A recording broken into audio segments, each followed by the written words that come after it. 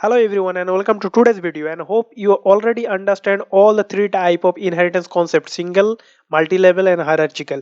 And today with this concept we will try to create this type of example. So here we will create some room class that will be a parent class and we will maintain some properties and we will create a child class bedroom which will try to inherit the room class properties with some specific properties for this bedroom. I'm not going to create any dining room or kitchen room in this example, but you will try to do that from your side as an homework. But for this bedroom I will try to create all these scenario. So let's jump into Eclipse. So I have already opened my Eclipse ID and I have created com.demo.inheritance example or inherit eg example, and under that I have already created a room class. And you can see under this room class I have given properties like or field like length and width or float type, and I have also create a method which is called display area which calculate this length into width as an area, and finally print that area as a printing statement. So this is my display area method, and this is two fields under the parent class, that is room. Now similar way I have created a bedroom class. Okay, now here I will try to inherit the properties of room class, and I will also try to create some extra parameter or extra field for this bedroom. And what is that? That is something like bed count of integer type. Okay, now before going to or extend this room class, let's create a constructor with parameter, so that once you call this room class from anywhere, that time you already initialize length and width variable. So how to do that? So simply create an argument constructor, and we know to create an argument constructor we have to use a method of same name, that is basically class name. So my class name is room, I am using the same thing. And now this is my signature, and here I will use two parameter of float type for length L, and then float with w for with w. Okay, so this is my two parameter, and when we try to call this constructor with these two value, I will try to initialize this length and width with that value. So how to do that? So whatever the value pass through this L variable, so we can use this is something length, and we can pass that value or set that value for this length something like this, and for this width we will use that w. So you can use something like this. So this means when any instance of room class is created with this argument constructor with two value, let's say 10 and 20, so this 10 will be set for this length variable and 20 will be set for this with variable. Okay, so this way we can create a no argument sorry argument constructor that we already know. So this is the signature of my parent class. Okay, now coming to the bedroom, that is basically child class, where we try to inherit the properties of room class, and we know for that we have to use the keyword extends. Okay, and from where we are trying to extend the property, that is basically my room class. Okay, so this is the signature. Okay, now here you can see I am getting some compilations error, and if you click here, so you can see it says add constructor bedroom, then with two parameter float and float. Why? Because I have already created a parent class argument constructor like this. Okay, so to do that, first we will try to do this one something like this. We will try to create another constructor for this child class. Okay, and how we can do that? So that we already know the same name of class name. Okay, and like this. Okay, now why I'm going to create another constructor with some argument? Because same type of argument we will use like length and width. And why I'm trying to do that? Because when you try to call this bedroom, that is basically my child class, from any main method, that time we will try to pass that length and width value. Okay, so here again we will try to use the same two type of float parameter like this one. So float L and W, one for length and one for width.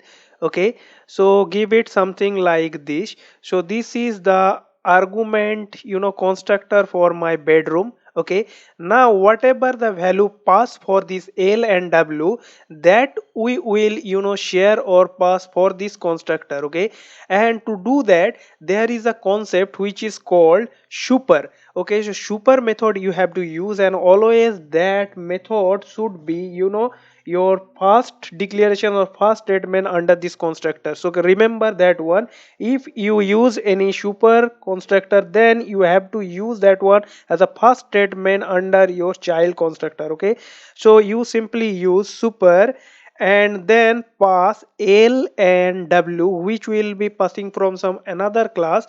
So let's use L and W here and just save it. So now you can see here that this super is nothing but I am actually initiate this one. Okay, so previously we will getting error something like this. If I comment it here, so you can see we are getting that error right here. So let use this one with super keyword and here pass L and W, and this super should be your first statement under this constructor. Okay, now once I do this, now my constructor argument constructor for this child class is also ready, and I already extend the room class using this extends keyword. Right now try to create another class which is basically your main class under the same package. Let's create that one.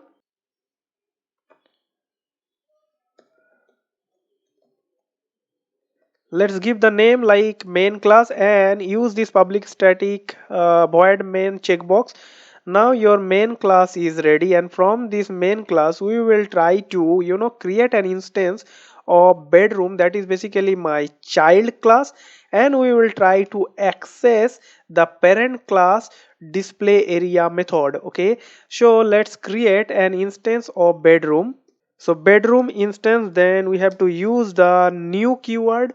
Okay, and the constructor should be a parameterized constructor or argument constructor, right, where we have to pass two value, length and width. So simply we will use the constructor something new, the constructor, and let's say the length is 20 meter or 20 feet, and let's say width is 10 feet. Okay, so once you do that, so that's mean we are actually passing length and width to this constructor, that is basically bedroom constructor, that is length and that is width, and with the super keyword we are trying to initiate this value for this constructor as well. Okay, so once your initializations is done, now what we will try to do, so we will try to call the properties of parent class, and that is basically display area method. So this is basically parent class room, its method, right, and we are trying to call this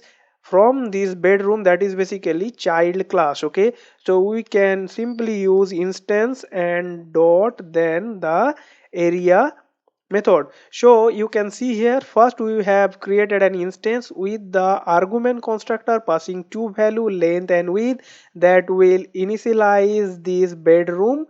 Okay, with these two value and these two value, length and width, using the super keyword we are actually passing to the parent class, and once we pass this value, so it will basically set this length and width.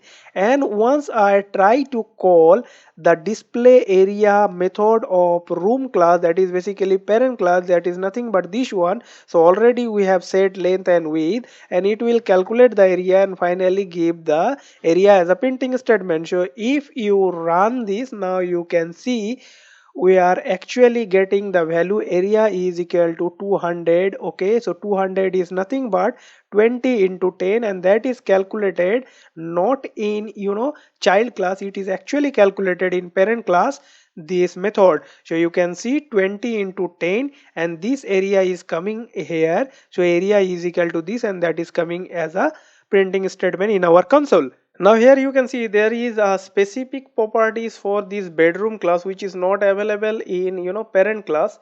So this is only available in this child class, and this is called bed count. So here we can create another method. Let's say the method name is display bed count, and here we are simply printing bed count is equal to this bed count. This bed count is nothing but this integer variable. Now from this main method we already initiate this one, right?